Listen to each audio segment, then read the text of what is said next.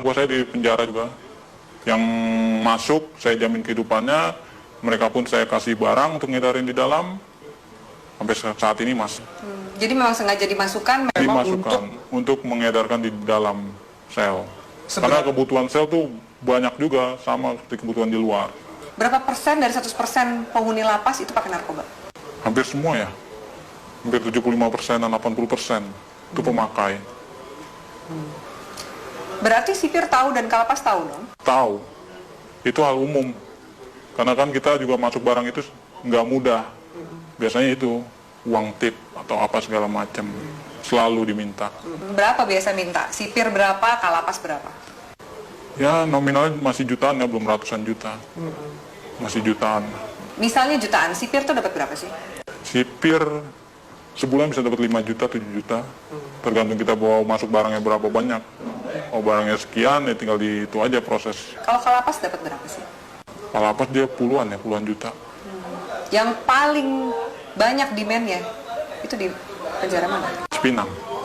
Lebih banyak dia bandarnya. Salah satunya banyak kan anak buah saya selama ini yang ketangkep di mana, mereka di dalam ya saya tanggung semuanya.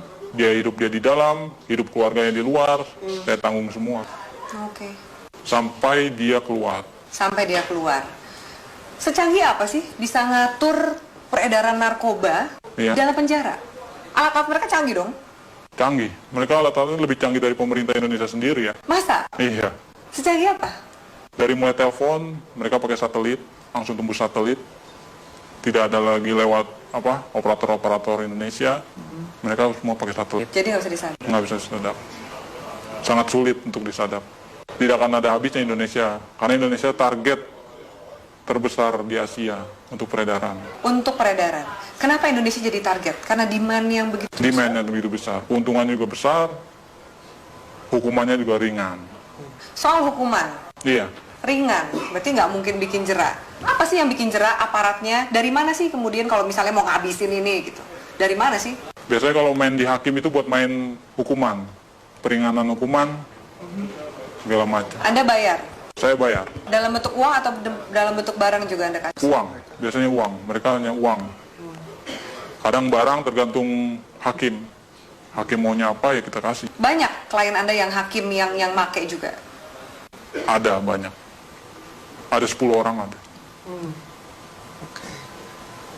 Bagaimana Anda menggunakan uang yang luar biasa banyak ini? Biasanya Anda menghabiskan untuk apa? Biasanya saya habisin buat pesta-pesta aja. Pesta, saya beli barang, segala macam apa, kebutuhan. Kebutuhan dalam arti ya saya lihat orang-orang kaum-kaum yang kurang mampu juga sebenarnya saya kasih. Beramal juga? Beramal. Tapi kan dari duit Istilah- seperti itu, duit haram, duit panas. Ya, istilah kata buang sial. Kalau di kalangan ini buang sial, harus. Anda nggak takut ketangkep? Enggak. Karena saya percaya, saya di dalam pun saya dijamin. Dan keluar pun masih ada tempat buat saya. Kecuali hukuman mati ya, mungkin banyak yang kapok. Susah nggak sih keluar dari jaringan ini? Sangat sulit. Karena semuanya itu sudah terpantau oleh bos. Kita pun juga nggak tahu kan anak buah bos seberapa banyak. Yang kita tahu kan hanya segelintir orang yang saya percaya ada 30 orang. Mungkin dari lain ini ada lagi anak buah bos yang mantau saya juga. Bagaimana posisi saya, peredaran saya, perkembangan saya.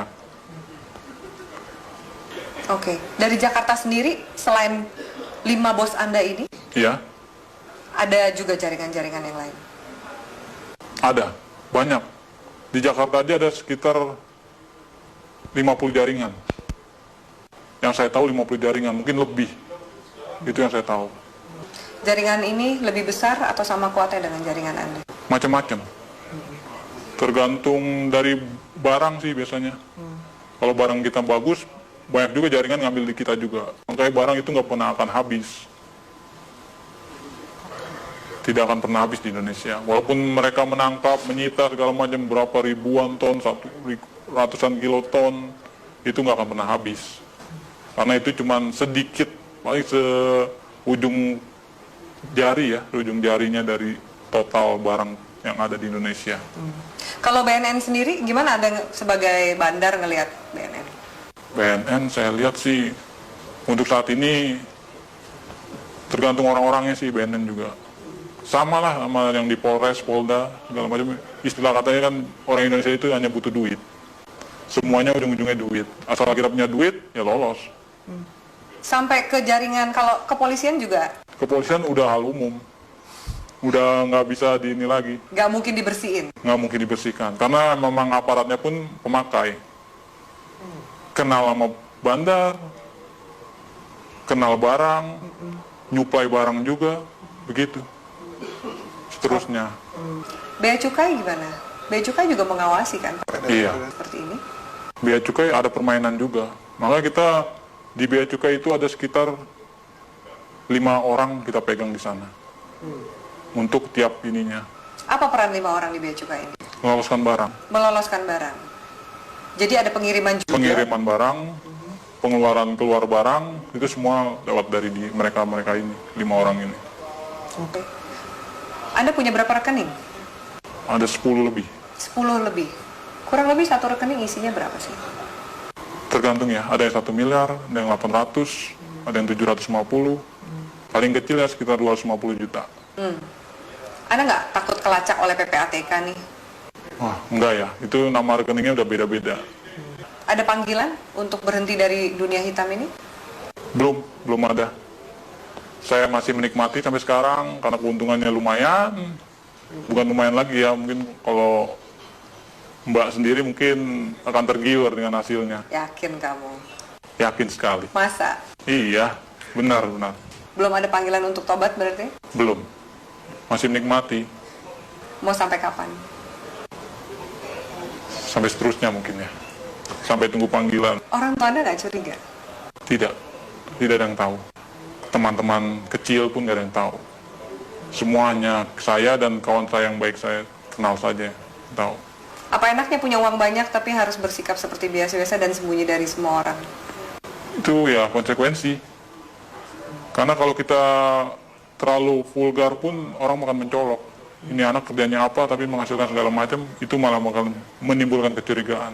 Baik dari orang tua, saudara, bahkan lain-lainnya bakalan imbasnya ya penyelidikan dan penangkapan. Apakah jaringan narkoba ini juga masuk ke istana?